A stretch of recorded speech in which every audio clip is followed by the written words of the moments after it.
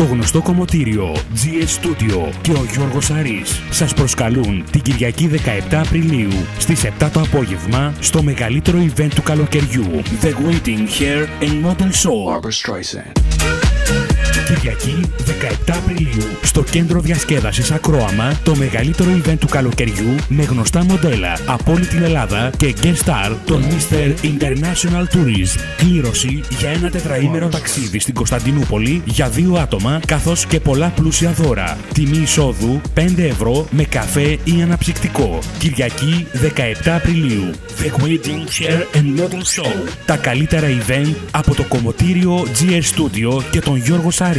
Συνδιοργανώνουν οι εταιρείες Collection Niki, είδη γάμου βάπτισης και διαφημιστική New Age.